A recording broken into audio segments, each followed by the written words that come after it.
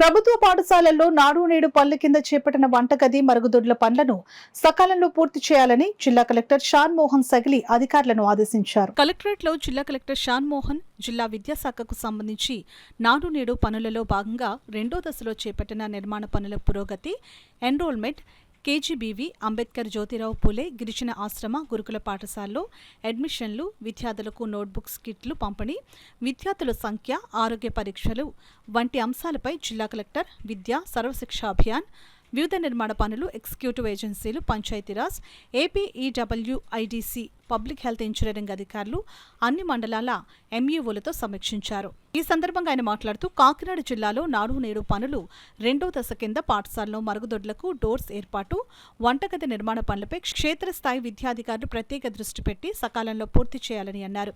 సమావేశంలో జిల్లా విద్యాధికారి పి రమేష్, సాంఘిక సంక్షేమ శాఖ జేడీ డివి రమణమూర్తి, బీసీ సంక్షేమాధికారి M Lalli, DTWO M Vijayashanti, SSA EE K Venkataraju, Panchayati Raj SE Mallikarjuna Rao, APEWIDC engineering అధికారులు తదితరులు పాల్గొన్నారు.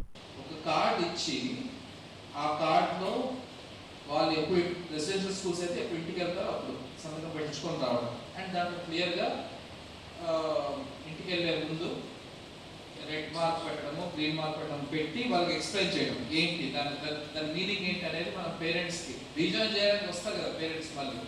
సో రీజన్ చేయడానికి పేరెంట్స్ వచ్చినప్పుడు కానీ దానికి ఆ కార్డ్కే వెనకాల రెడ్ ఉందంటే ఇది పరిస్థితి, బ్లూ ఉంటే ఇది పరిస్థితి, ఇంతకంటే ఇంత తక్కువ ఉందంటే ఇది పరిస్థితి, ఎక్కువ ఉందంటే ఇది పరిస్థితి చెప్పి రాయడం, రాసి పంపించడం. నా ఉద్దేశం ఏంటంటే వాళ్ళకి ఎక్కువ ఉంది తక్కువ ఉందనే స్కూల్లో తెలుసుకుంటున్నాం తప్పితే ఇళ్ళకి తెలియట్లేదు అనేది నాకు అండర్స్టాండింగ్.